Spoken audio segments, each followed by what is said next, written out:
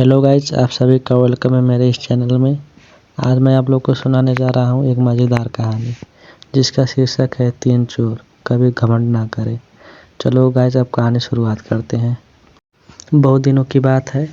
किसी शहर में रमन, घीसा और राका 3 चोर रहते थे। तीनों को थोड़ा थोड़ा विधा का ज्ञान था। तीनों चोर को विधा का ज्ञान प्राप्त होने के कारण बहुत घमंड था।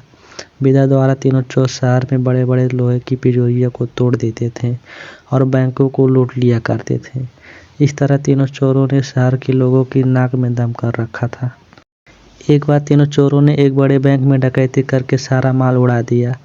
तब पुलिस को खबर हुई तो तीनों चोरों को पकड़ने के लिए तलाश करने लगी, मगर तीनों चोर पास ही के एक घने जंगल में भाग गए।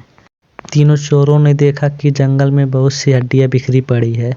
रमन ने अनुमान लगाकर कहा, ये तो किसी शेर की हड्डियां है। मैं चाहूँ तो सभी हड्डियों को अपनी विधा के ज्ञान द्वारा जोड़ सकता हूँ। घीसा को भी विधा का घमंड था, सो वो बोला, अगर ये शेर की हड्डी है तो मैं भी इनको अपनी विधा द्वारा शेर की खाल तैयार कर भी उसमें डाल सकता हूँ। रमन और घीसा की बात सुनकर राका का भी घमंड उमंग पड़ा और उसने कहा, तुम दोनों इतना काम कर सकते हो तो मैं भी अपनी विधा द्वारा इसमें प्राण डाल सकता हूँ। तीनों चोर अपनी विधा का प्रयोग करने लगे। कुछ देर बाद रमन ने सारी हड्डियों को जोड़ दिया और घीसा ने शेर की हुबहू जान में जान डाल दी। थोड़ी देर में तीनों चोर सामने एक जीवित भयानक शेर को देखकर थरथर कांपने लगे, मगर शेर के पेट में तो एक दाना नहीं था।